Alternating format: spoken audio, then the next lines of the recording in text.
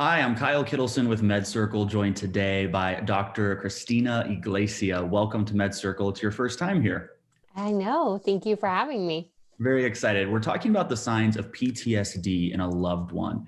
Now, the Diagnostic and Statistical Manual of Mental Disorders, which is what practitioners like you use to diagnose mental health conditions, list one of the criteria for post-traumatic stress disorder as the person's response to a traumatic event, and that involves fear, helplessness, or horror. Those Hmm. are big words. Most people understand this definition fundamentally, but how does this manifest in terms of behavior? Let's start with how it manifests in an adult.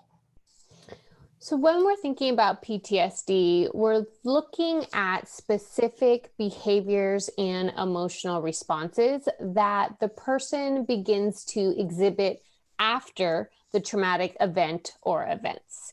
Usually, we see certain hallmark behaviors such as avoidance, hypervigilance, increase in mood instability, fear, distress, sadness.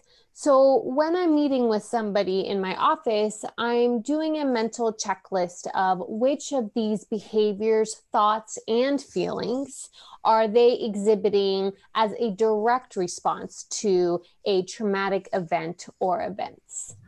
When we're dealing with somebody who is under the age of 18, are we looking for different types of behaviors? We see some overlap in terms of what behaviors seem to be pervasive in all age groups.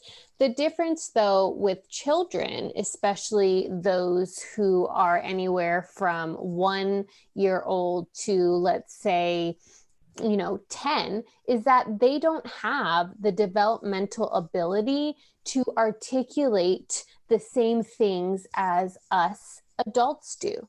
So when they've experienced something traumatic, they might actually not be able to verbalize that to us in the same extent. So we often have to rely on behaviors. Mm. How is this child acting? Are they acting differently? Are they acting fearful? Are they acting avoidant?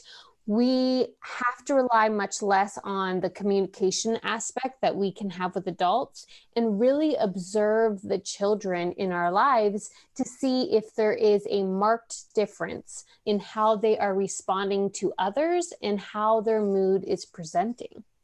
Would you say, too, that children could more likely display these types of behaviors after experiencing a trauma, like stomach aches, headaches, physical manifestations of this? So, what you're speaking to, and I believe is so important, is the somatic nature of when we experience something, our body always reacts. And even if we're not consciously thinking about the traumatic events or events that we have experienced, our body keeps score and it lets us know through physical ailments that can be headaches, stomach aches, body aches, right? And children aren't able to connect those dots that I went through this experience and therefore now I'm feeling A, B, C, and D. But stress shows up in our body very physically, and that can be a sign for us to investigate a little further on what that child might be experiencing. Now, Dr. Iglesia, you're a first timer here on MedCircle. Again, welcome. Why don't you provide our MedCircle viewers with a background of who you are and your background as a professional mental health provider? Thank you again. So, my name is Dr. Christina Iglesia, and I am a licensed clinical psychologist here in the San Francisco Bay Area. I work in private practice with a range of people from children, adolescents, and adults around specific mental health struggles that usually explore depression, anxiety, trauma, substance use, and body image concerns.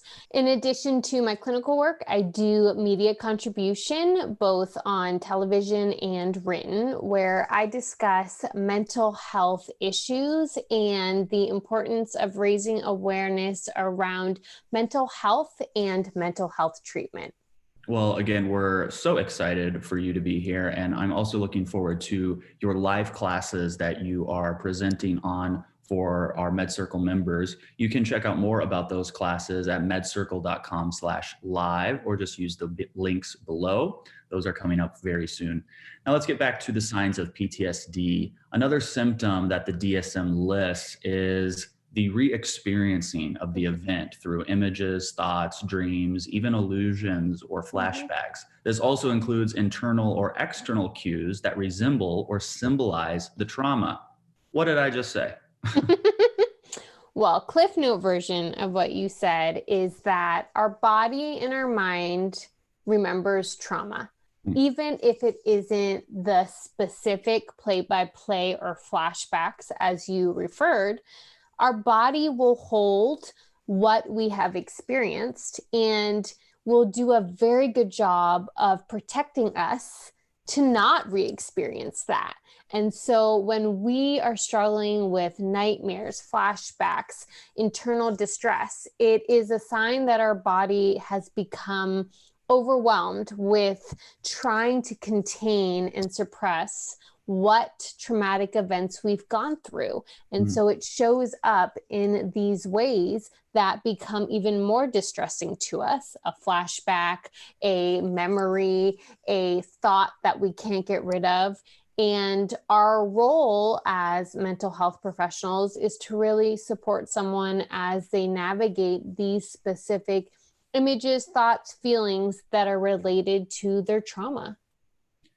Are having those thoughts, flashbacks, and nightmares evidence that the person is not healing appropriately, or are they something we should accept as part of the healing process of experiencing trauma?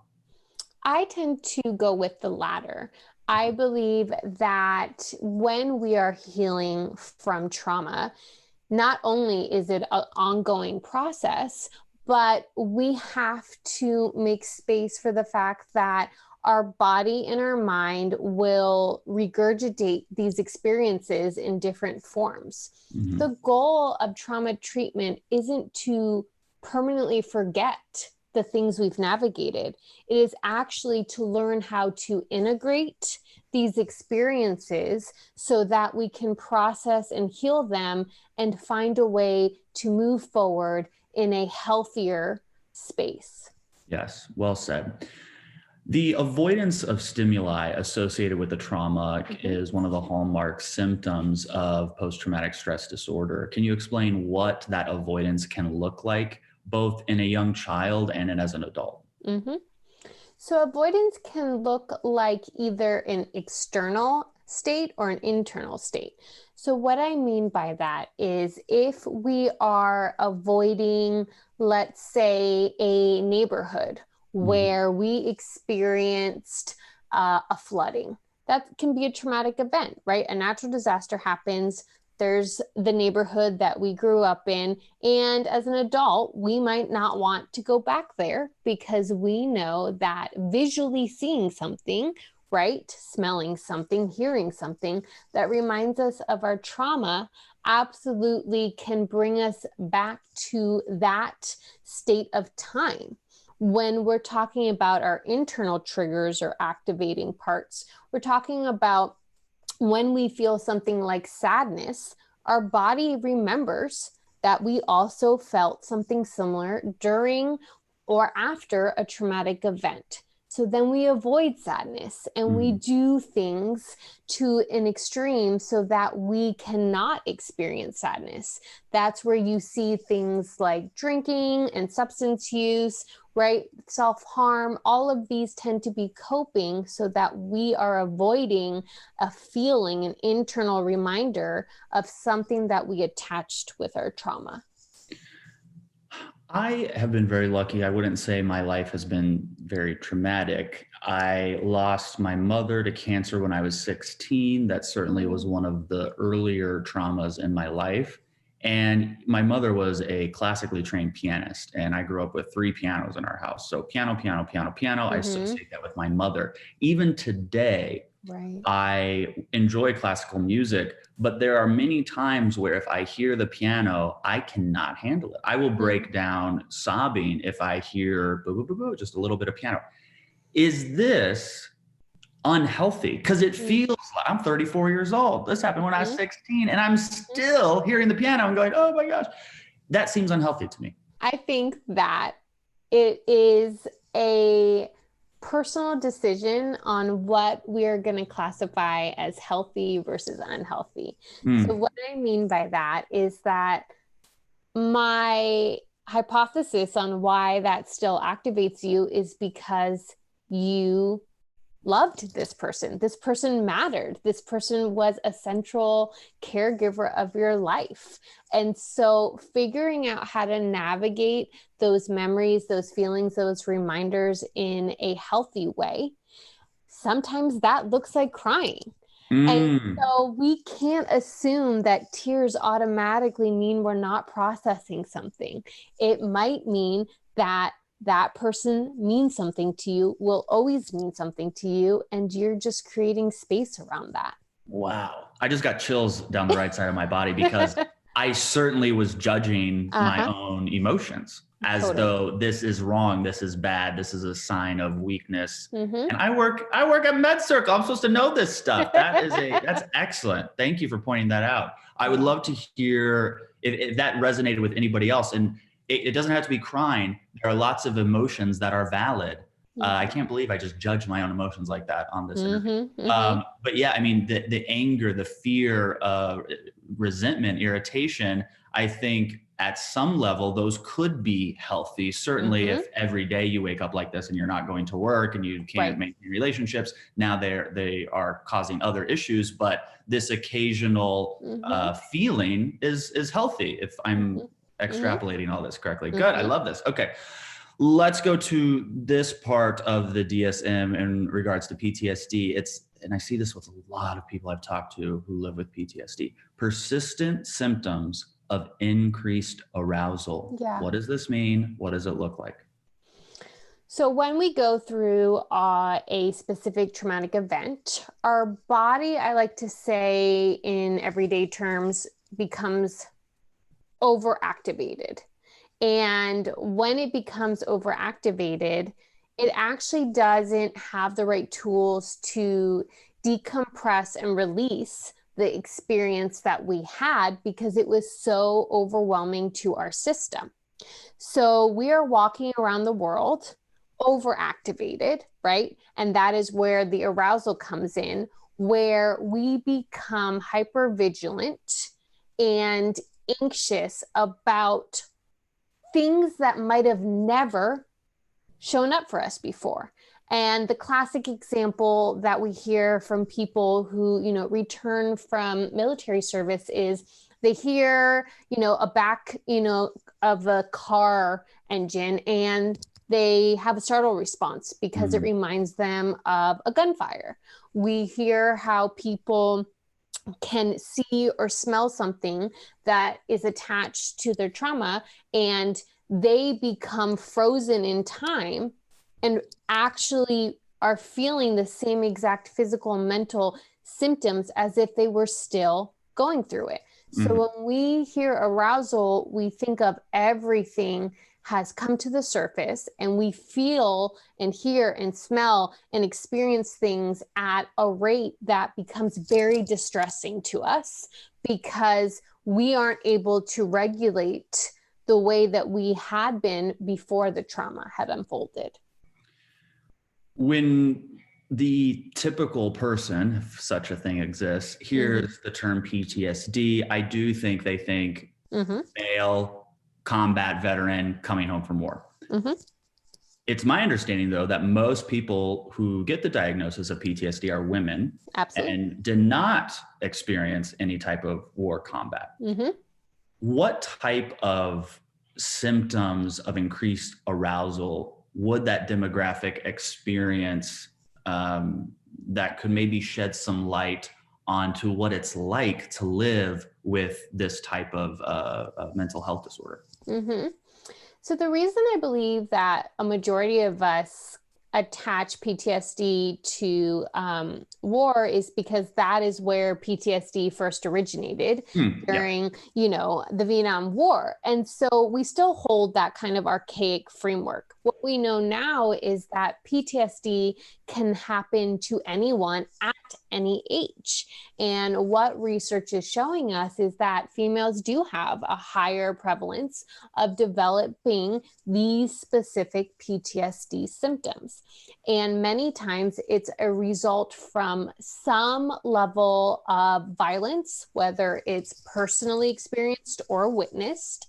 And that can show up in different ways in terms of fearfulness, anxiety, hypervigilance again, depression, suicidality, eating disorders, right? So once we've experienced a specific trauma as a female, we are then opening up and becoming more susceptible to potentially a myriad of other mental health struggles, making treatment and support such an important piece of knowing trauma. Yes. And people with many mental health disorders, I'm so depressed, I'm so OCD, I have PTSD. And it's like, if you stood in line at Target for a long time, you probably didn't get PTSD. So it's thrown around, which then, of course, decreases the significance for people who actually are experiencing these symptoms. Right. And so I remind our viewers that while education is critical to your mental health or supporting somebody that you love through their mental health, this video, you can't get diagnosed with PTSD unless you go visit somebody like Dr. Iglesia and actually get that. And that's very important. I'm going on a soapbox real quick, because the accurate diagnosis isn't a label for you, even unless you want it to be. It's for you to find the right type of treatment, for a treatment that will work for you. And we have to get that correct diagnosis in order to get the correct treatment. And many studies that I've read, up to more than 50% of people who go to their primary care physician, for example, for mental health disorder, are misdiagnosed, get onto the wrong treatment plan. And then that just adds to more issues. So getting properly educated is that first step. And if you go to MedCircle.com, you can learn about your options of MedCircle memberships and what type of education would be great for you. And Dr. Iglesia will be leading 2 live classes for our MedCircle members. So make sure you go to MedCircle.com to learn more about that. Now, I want to end this session, Dr. Iglesia, on how somebody should go about spotting these signs, who's not an expert like yourself, and how we may approach a loved one about what we're seeing and be a form of support for them. I think this question is so important, because if somebody in our life is struggling with surviving a traumatic event or events, we often find ourselves unsure on how to approach or navigate our concerns. There is a lot of people who think we shouldn't ask people how they're doing because they don't want to talk about it, or they might respond negatively. And while that always is a possibility, what I find more often than not is if we go to somebody that we care about in a compassionate and thoughtful way, we can actually be opening the door for them to feel seen, heard, and supported.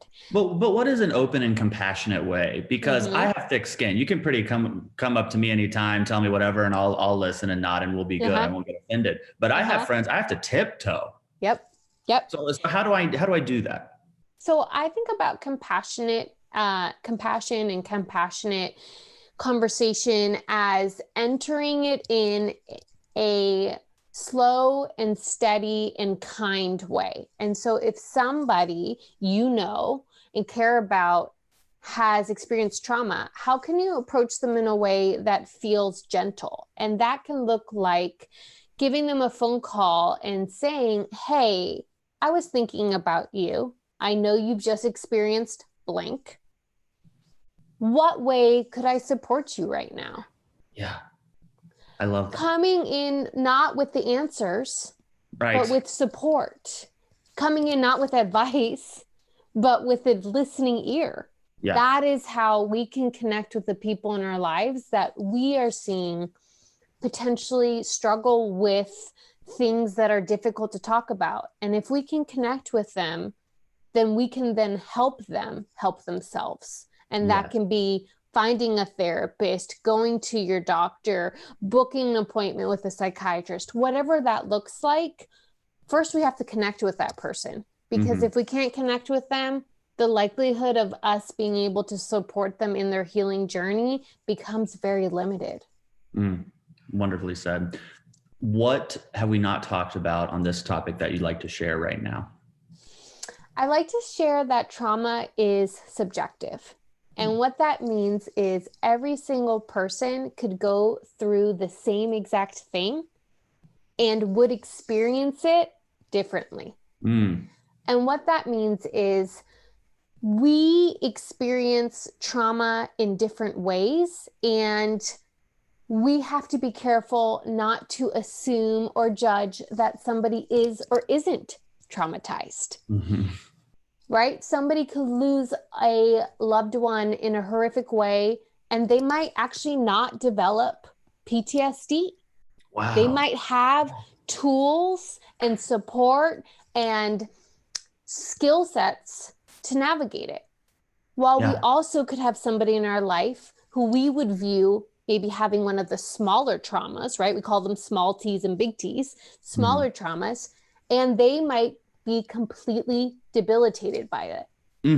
So a reminder that trauma is subjective and complex, and we as outsiders should be wary to pretend that we know what anyone is or isn't experiencing. I love that. I love that. And I hate to take the last word here, but it reminded me of when my grandmother was dying. I'm just talking about all the people who've died in my life, I guess. But this is a therapy session. Yeah, exactly. When my grandmother was dying, I mean, it was like, there was like a day left. I remember being by her bed, you know, giving her medicine. That's just where I felt comfortable. And my brother was playing poker with his friends in the other house. And at the time I thought, what is his deal? He's playing poker right now and our grandmother's dying. But that's how he coped with that. Right. Like that was his coping strategy. And I learned that later as I started to learn about mental health, but I had judged his way of coping with this traumatic experience, thinking, well, my way was the right way and his way must be wrong. Yeah. Absolutely. I think that as humans, we judge, and we judge in a millisecond without even realizing that that's what we're doing. But with trauma, we have to put on a reminder cap that what's traumatic for us isn't traumatic for somebody else, and what's traumatic for somebody else isn't traumatic for us. So how do we approach everyone in kindness and compassion, and understanding that the majority of us have experienced some level of trauma, and therefore we should be offering support and love versus judgment and criticism. Can't say it better than that, Dr. Iglesia. Thank you so much. Thank you for watching this. Make sure you like and subscribe to our channel and hit that bell notification as our senior producer, Bridget, makes sure that new mental health content comes to you every single week. I'm Kyle Kittleson. Remember, whatever you're going through, you got this.